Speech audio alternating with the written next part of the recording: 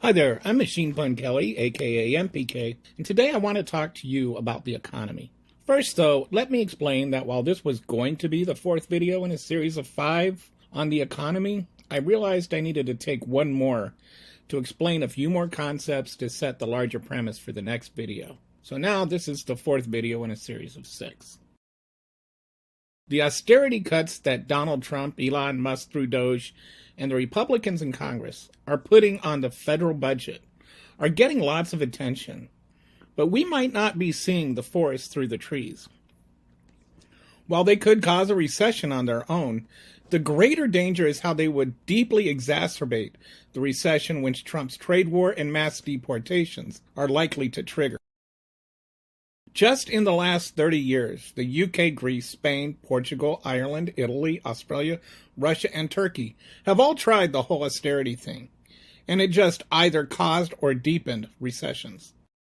The US has tried it a few times in history, but that only contributed to causing and extending the Great Depression.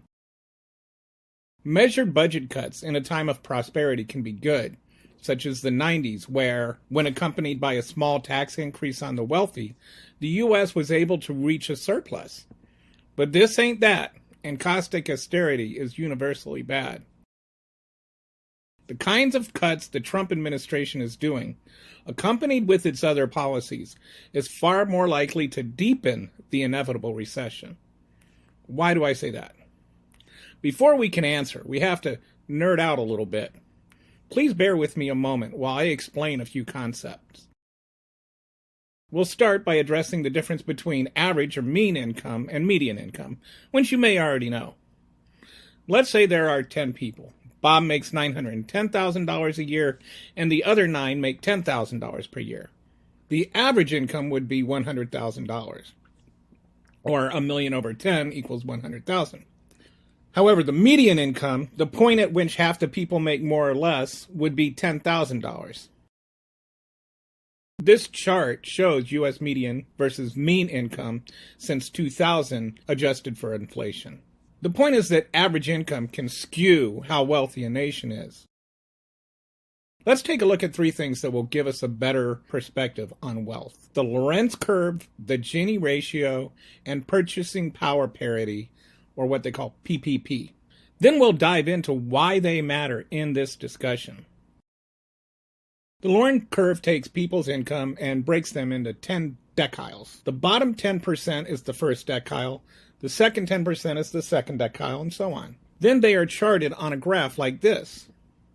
If you draw a line across the top of each bar, you get a curved line.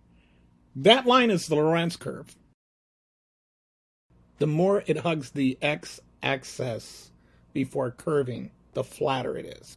If you draw a 45-degree line from the bottom left corner to the top right corner, that is called the line of equality and is a hypothetical perfect income distribution. The more the Lorenz curve adheres to that line, the straighter it is. For example, this chart shows the U.S. Lorenz curve in 1974 and 2014. The 1974 line is straighter and the 2014 line is flatter. This shows that wealth inequality grew worse in the United States over that span. In this image, there are 2 areas. There's the half of the chart below the line of equality. Then there's the area below the Lorenz curve, the purple area. There's a complicated but relatively easy way of determining the area of that purple part, but it's not really necessary to go into all of that here. What's important is that a guy named Corrado Gini figured out that you can get a ratio of that purple part compared to the pink part, and that's called a Gini coefficient. And that ranges from 0 to 1. The higher the number is, the greater the disparity, meaning there is more inequality. Realistically, the best coefficients are around 0.25. The lowest right now is Slovakia, who has a 0.23. The highest in the world belongs to South Africa at 0.63. Anything over 0.4 is considered high. You might argue that each country has its own currency and cost of living, So it's not really fair to compare one Gini ratio to another. The bottom tenth of one country might actually live significantly better than the bottom tenth of another country. And that's where PPP comes in. PPP looks at the cost of living between countries, and then it converts that into a relative dollar value. Here's a chart showing how the U.S. compares to the rest of the world in the Gini index using PPP. As you can see, our wealth distribution is closer to countries like Mexico than countries like Canada.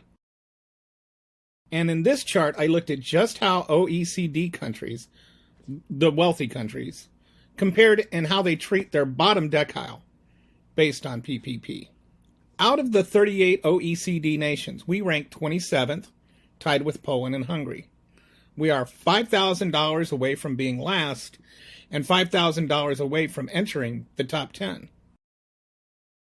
To be frank, considering we're the wealthiest country in the history of the world, we kind of suck.